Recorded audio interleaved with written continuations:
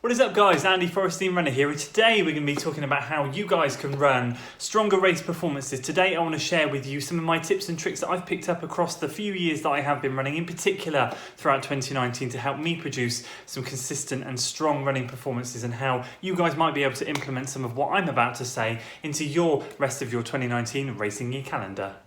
So if you're excited for today's video guys, please do hit that like button. If you're new to the channel, please do consider hitting subscribe, and of course don't forget to hit that notification bell button to make sure you never miss out on any of the videos coming out on this channel. Now before we dive into today's video, of course, quick disclaimer, I am not a coach. These are purely some tips and tricks that I have picked up along the way that I wish to share with you guys that might be of some use. Now, I have picked up some of these bits and pieces from a coach, Coach Doug, of course, and I would love to share them with you. But of course, if you have a coach, make sure you listen to them first. They are your priority. However, there are some great things here that I think might be able to help you improve and kind of get you in the right mindset in the zone to perform better at your upcoming races. So without further ado, let's jump into number one. Okay guys, so the first thing I want to talk about, and just very quickly, we're going to break these points up into two sections. The first 3 points I'm talking about are during training, and the second 2 points, the final 2 points, are going to be during the race period. So the first thing I want to talk about is to become not so reliant on your watch. A lot of us, most people love to wear watches. They are great, they're fantastic, they provide us with so much information, and they have been a revolution in terms of training. However, we have to remember that there was a time gone by where people didn't have these watches, and it was just start, stop, go. Now, from my perspective, 2.5 years ago, I stopped focusing on my watch because I noticed in every single race, all I was doing was continually looking down, wasting energy, focusing on how fast I was running or how slow I was running. What that then did was, when I saw a mile split that was too fast, I would panic, worrying that I was going too fast. Could I hold this pace? Oh my gosh, what am I going to do? Shall I risk it? Shall I not? All this nervous energy being completely wasted when I should be focusing on my race, or looking at it going, oh my gosh, it's too slow, I need to speed up. But if I speed up, am I going to burn myself out, or have I got the energy to do it?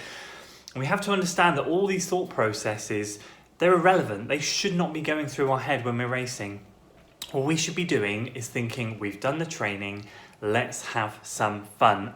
This year, 2019, for me has been all about enjoying races. My mantra at the beginning of the year, it was to run strong, run confident, and run consistently. And running strong has been the theme. Bar the Newport Marathon, every single race this year has been fantastic, and I cannot recommend it highly enough to you guys that we need to stop being so worried about what is happening on this watch and start tuning in. It was at the point where I went to the lengths of turning the watch inside my wrist so that it would stop me looking at it, because obviously we want to record the time and see how we do, but it would enable me not to look at it. And I've now got to the point where I don't need to turn the watch inside my wrist. I can have it normally, press start and go. I don't look at it. I only ever look at it when I see a mile split. And do you know what I do?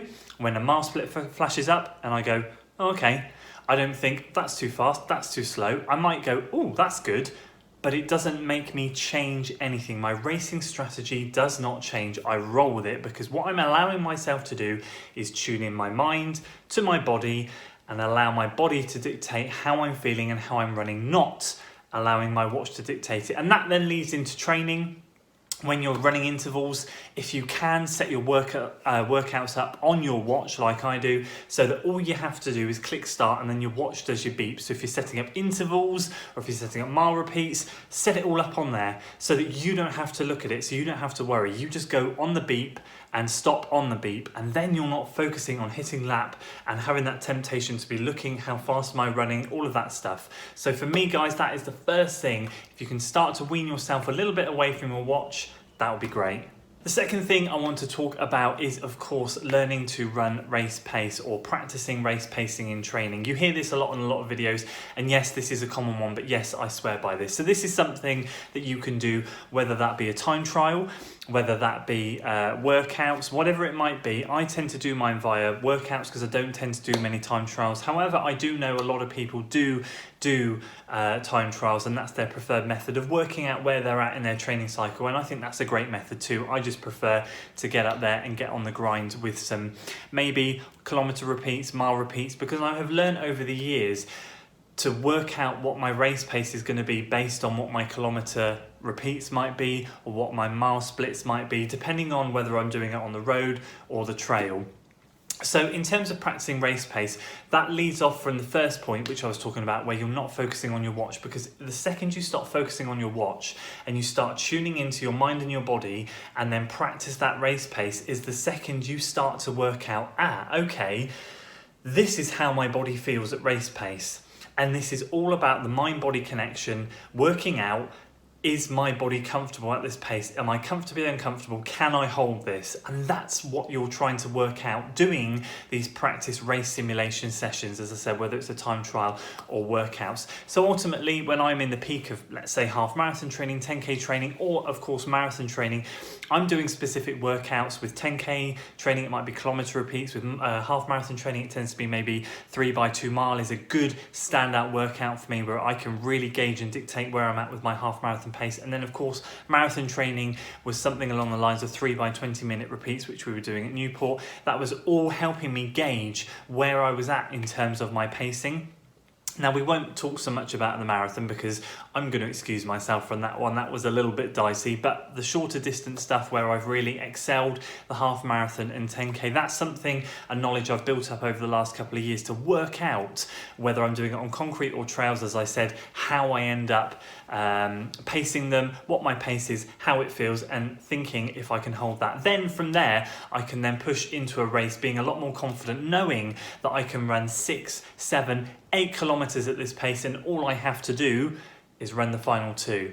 And the final training element that I like to chuck in there, and point that I have really found helpful, is of course chucking in some tune-up races. Again, it's quite a popular thing, but I do notice not too many people, it's commonly talked about, but not as many people do it as I thought they would. Now for me, if you have watched this channel for a long period of time, you will see that I set myself a target A race. And with that target A race, I track back and put some races in to tune up to it.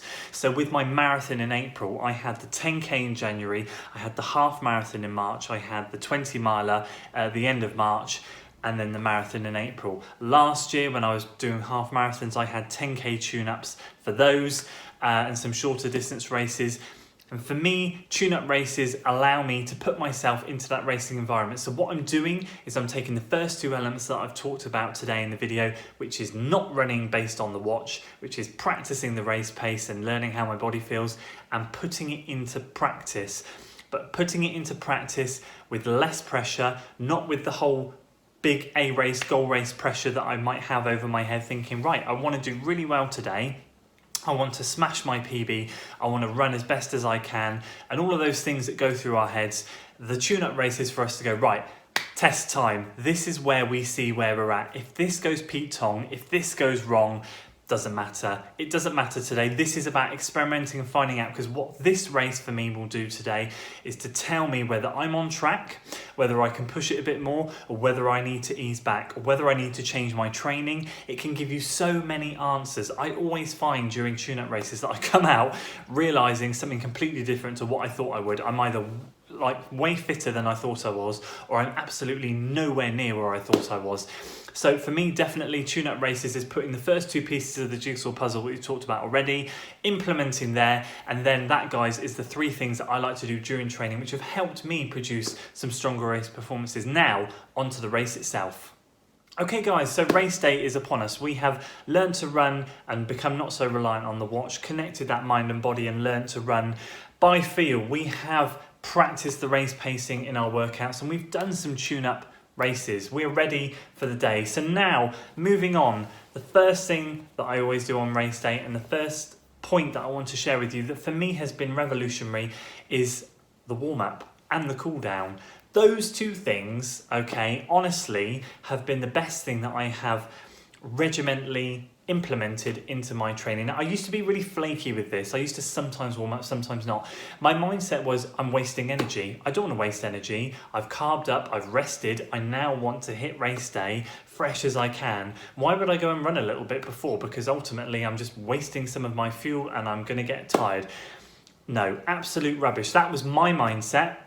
And I know a lot of people think the same, because I've spoken to a lot of people. I know a lot of people who don't warm up. So to be perfectly honest with you, this is something that I started to implement tail end of 2018, and I have done every single race this year. I have always warmed up, whether I record it on Strava or not. I have always made sure I do at least a mile warm up and some drills. Now for me, this does more than just the physical benefits, because you obviously will have seen many videos from other fantastic YouTubers about the benefits of warming up and cooling down before a race, like getting your muscles ready, getting you fired up, all of that stuff. For me, it provides a totally different benefit. For me, it gives me the mental boost that I need, and it also allows me to figure out race day and the conditions. There are various factors that happen on race day that we can't control. That might be how we're feeling, that might be the weather.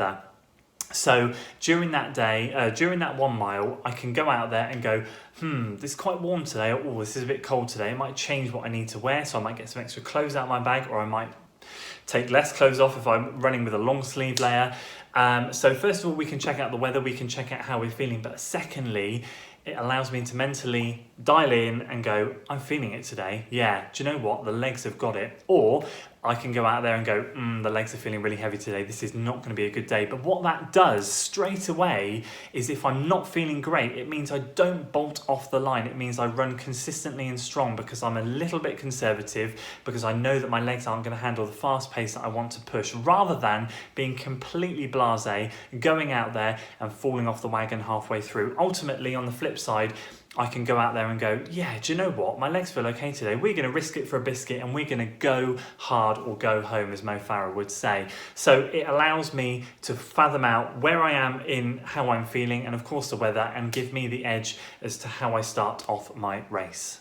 And the fifth and final thing that I want to talk to you guys about today is, of course, having regular check-ins with yourself during the race. This kind of goes hand in hand with not running with your watch so much. This goes hand in hand with learning to run by feel. It's so important.